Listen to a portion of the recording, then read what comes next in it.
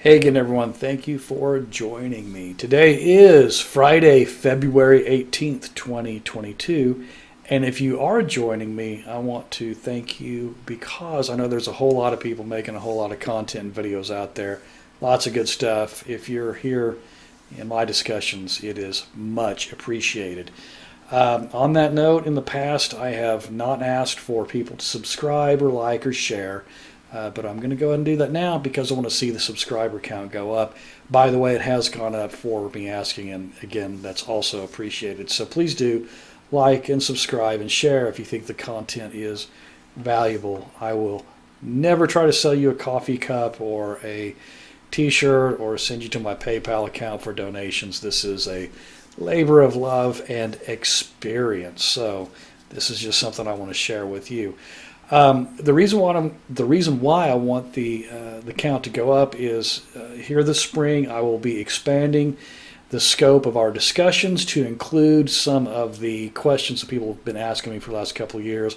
The timing wasn't right. I didn't feel like it was proper or even safe for me to discuss some of the topics that y'all ask about, but it's coming up and I want y'all to be there. So anyway, please do go ahead and like and subscribe and share, and I always enjoy the comments and your emails. So with that out of the way, it's one of the topics that had crossed my mind that I haven't covered in quite a while, and I think you all probably have experienced this if you've ever dealt with a narcopath, is high conflict. It seems that every time that we try to nail something down or you try to resolve some situation, it seems that it never ever quite get resolved when you are with a narcopath. Remember, for the billionth time, if you can go no contact right now, turn this video off, go no contact, wipe your hands, walk off, and never look back. However, a lot of these discussions are happening in that phase in between no contact and figuring out that you're actually dealing with one of these monsters.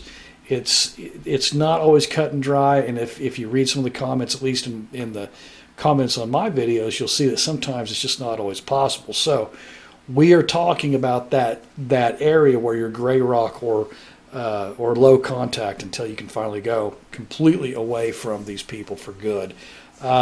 You'll find out that, or if you're just finding out that it seems that every single time that you're trying to resolve something, it seems to escalate and escalate and escalate until things are chaotic and out of control, no matter how you try to put your finger on it, because the narcopath is probably spinning facts, probably spinning your mind, spinning things around until you're so frustrated that you can't get anything done.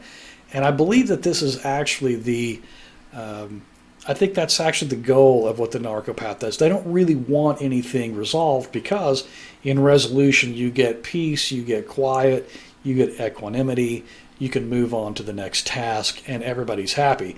We all know that the narcissist does not like the people being happy around them because you're out of control if you're happy. If you're too happy, you will find yourself on the receiving end of some nonsense, of some issue that you cannot resolve. And some of these things are actually resolved very quickly and easily. Some things that are so small, like going out to eat, I don't know, pick something, anything. They can make an issue out of any single thing and somehow turn around and make it look like it's your fault when you finally become frustrated. And if you twist off a little bit, remember they use that against you later. So if you find out that or if it's dawning on you, you've probably found out that you are dealing with one of these narcopaths, and that every time that you try to have a discussion, get to the bottom of something, remember we say they're really good about keeping secrets, but they're not really that good. All you got to do is start to probe one of the narcopaths, and you'll find out that the facade actually crumbles pretty quickly, and that's why they're spinning things and spinning facts. Always, it was this reason, I did it because of this and this, and eventually nothing really makes any sense. And you'll start to just see that after a while. There's a big, long pattern of, besides the put-downs and the insults and the gaslighting and the stabbing you in the back and putting you down every day, this is another one of their tools of the trade that it keeps you off balance and keeps you under control. Why they want to be this way, I don't know. It doesn't really matter. Maybe it's their wiring. Maybe it's the way they're raised. Maybe it's both. Maybe it's a choice, and that's the one I'm going to go with. They probably choose it because somehow it must be entertaining. Even if there isn't an issue, the narcissist will create an issue. I remember there was one that I was with for quite a long time that when everything was calm, suddenly something would pop up. Some issue, some problem, something that needed to be dealt with, something that I would have to address. And if you tried to ask for any facts on the matter, you wouldn't get it. So I know this very, very well. Remember, you're not dealing with normally wired people. There might be an off chance that the narcopath might be able to change. I don't think that they're going to, because what they do works for them. And they enjoy the pain that they cause you, the suffering, the irritation, and the annoyance of not getting to the bottom of an issue. Just watch how they react.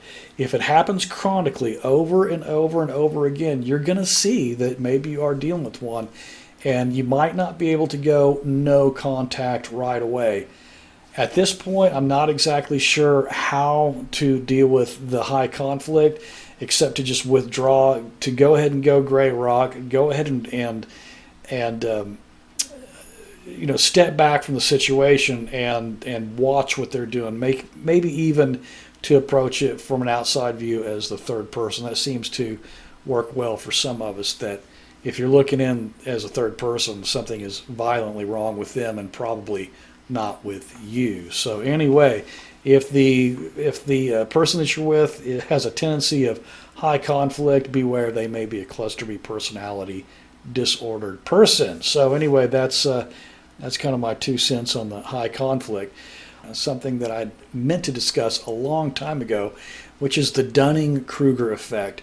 And I was going to go into a long description. Look it up, the Dunning-Kruger effect. Basically, it's the narcopath to a T. It's people who think that they're smarter than they are.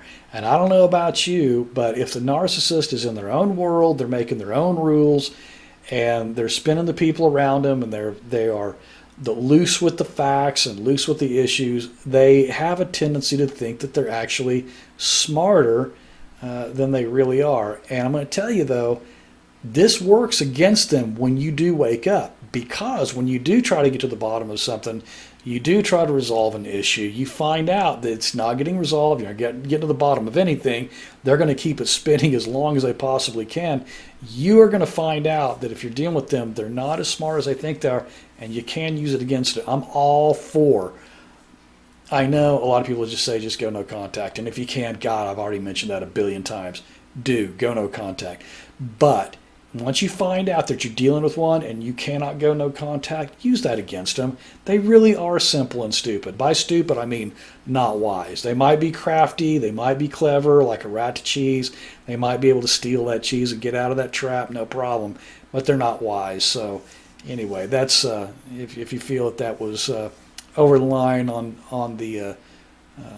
my description of a narcopath, then well, so be it. So anyway, so the point is, if you're dealing with someone that's high conflict, they continue to spin the conflict, they continue to make chaos, you're going to want to withdraw yourself out of there as soon as possible and start to do it in baby steps. Remember, don't ever let a narcopath know your plans. If you're starting to catch on to them, I promise you, I wish I had not said some of the things that I'd said. I promise you, if you are catching on to them and they know that you're catching on to them, they will start to lay the groundwork to destroy large swaths of your life. They will, mark my words on that. So anyway, if you're around narcissists, narcopaths, high conflict people who create chaos in your life, and you can get away, do it. And if you can't, come to these videos and use the tools that a lot of us have given you. And again, I thank you for showing up and discussing this with me. Please do like, subscribe, and hit the notification bell, because I will be expanding the scope into some territory that I haven't been able to discuss before. I'm really excited about it, and I really want you to be there. So anyway, all right, with that, I'm going to sign off, and I hope to see you all again real soon. Thanks.